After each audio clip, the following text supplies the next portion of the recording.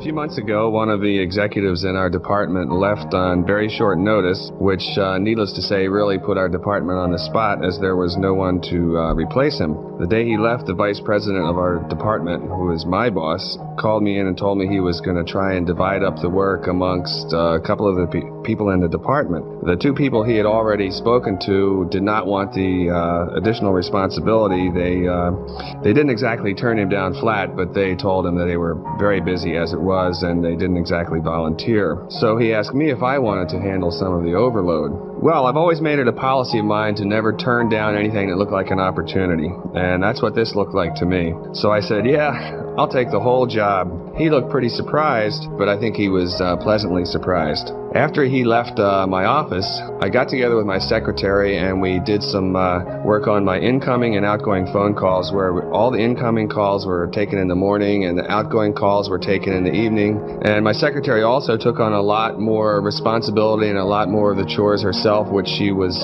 very, very happy to do. And after about 2 weeks of this, my secretary and I were handling twice the calls, twice the meetings, about half again as many personal conferences, and the work week actually seemed to go a lot faster. Last week, the boss called me in again, told me the board was very happy with the work that we've been doing, and offered me a new job, make the job permanent with a new title and a raise to go along with it. So I guess that shows you that necessity is not only the mother of invention, it's the mother of opportunity as well. I wanted you to hear that man's story because it illustrates one of the best ways I know to stimulate creative thinking. In one word, capacity. In any endeavor you choose to pursue, the success formula is first, do what you do better, and second, do more of it. Improve both the quality and the quantity of your output. That second part means increasing your capacity. Remember our analysis of time excusitis? This is where you can put that cure to work. There is a two-step procedure that can show you how. First, always eagerly accept the opportunity to do more. It's a compliment to be asked to take on new responsibility. Accepting greater responsibility on the job makes you stand out. It shows you're more valuable. Now the second step is this. Concentrate on how can I do more? Ask that question, and creative answers are certain to come. Now, some of these answers may be better planning and organization of your present work, or taking intelligent shortcuts in your routine activities, or possibly dropping some non-essential activities altogether. But again, the solutions for doing more will appear when you ask the question, how can I do more? Earlier, I cited an old business axiom. If you want something done, give it to a busy person. I personally refuse to work on any project with someone who has plenty of time. The lesson I've learned from painful experience over the years is that the person with plenty of time generally wants to keep it that way. He's more interested in avoiding responsibility than he is in increasing his output. All successful, competent people are busy. All the successful businesses I know are busy. These businesses constantly ask themselves, how can they increase their output? Now, why not ask yourself the same question? How can you increase your output? Capacity is one tool for success. Another is the skill of listening. In any organization, whether it's government or business or the arts or any other endeavor, listening becomes more important and more prevalent the higher you go up the executive ladder. The more responsible the position, the more likely the person holding it is to be a good listener. You will never find an executive in any healthy organization buttonholing someone in the hall and running down all their problems to them. That's the tactic of a mediocre person, the one who's envious of the power and success of others. If you have a conversation with a high-level executive at work, you'll probably find that the executive encourages you to do most of the talking, while he or she does most of the listening. That's the mark of a leader. Success-minded people tend to monopolize the listening, while small-minded people tend to monopolize the talking. The reason for this is that a leader in any field is a kind of human decision-making machine, and for that machine to work, it has to have raw materials, and the raw materials for making decisions are the ideas and opinions of other people, in addition to one's own. Other people won't provide answers and solutions, but they will provide the grist for the leader's creative mill.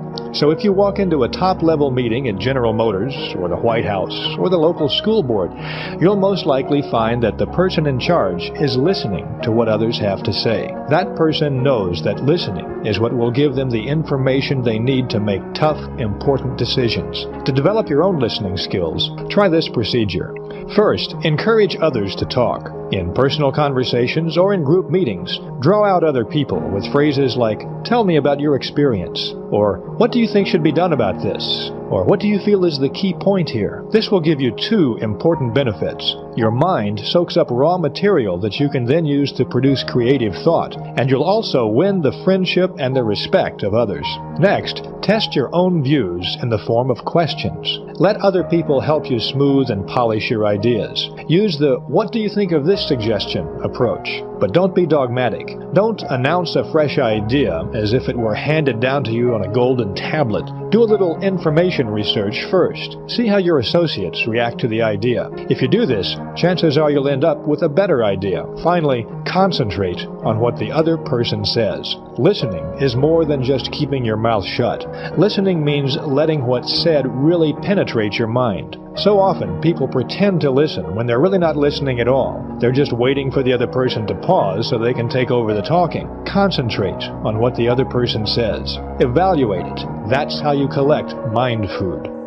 This is who, my mother was a Sunday school teacher. What you want me to be? What? My mother was a Sunday school teacher. She taught church Sunday school. That's what I was raised in. What else I'm gonna be? What? But I have to come in places that are different and let you be who you are. Because I am not right and you are wrong. You are right. You are 1,000% correct in Islam. Islam is 1,000% correct. It's your faith.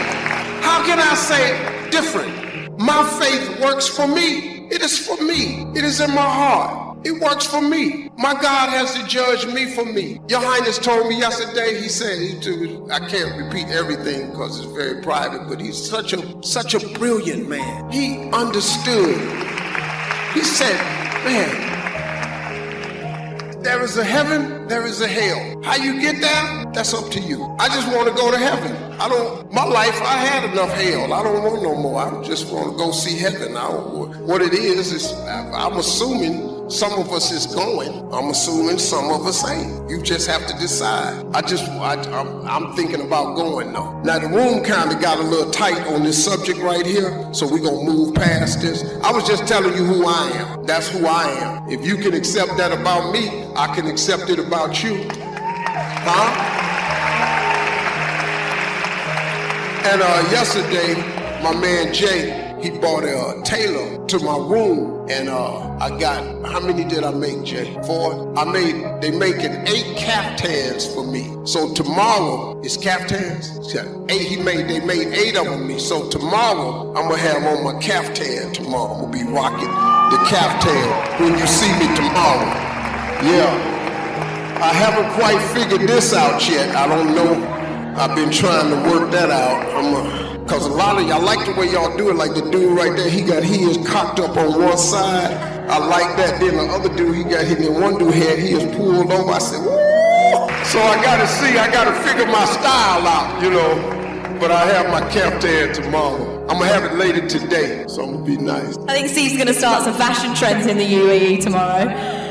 Steve. Yeah, I kind of messed up though because I was trying to get some more stuff put on it, you know, some embroidery, and he told me you cannot do it. I wanted to put some, you know, some designs on it. He told me I can't do that, so I'm gonna have to. I got one white one, but I got a lot of other colors. Just wanted to try something other than white. Y'all see me, I'm gonna have on a blue one. I got green, yellow, gold, blue. Oh yeah, don't worry about that. This Steve Harvey, I'm a star. Don't worry about that. I'm gonna look different. Everybody going, no. Yeah, somebody gotta do it. Steve, you are a star. Now the successes continue. It doesn't seem like you're going to stop anytime soon, to be honest. So is it fair to say you can never be too successful? Is that a fair statement? When does it stop? When is it okay to stop? Well, that's up to the individual. I think in my line of work, if I retire, what do I do? What? A lot of people retire and they just wither away. They dry up. They sit. I've seen old people retire and they just start folding up. They stop going to work. They stop living. I don't know that I can do that because I'm different now. I'm a motivational speaker. I travel. I'm taking my foundation to Africa. If I stop doing that, what I'm gonna do? You know, I was talking to my sons one day. One of my sons is here. And I was telling him, I said, one day I'm gonna stop working. You're gonna take over. I'm gonna be on a yacht out in the middle of the ocean. I want you to send my money to me out on my yacht. He said, okay, Dad, I'm gonna send you your money. Then I got to looking at him. I said, he probably ain't gonna send me all of it. So I probably need to keep working.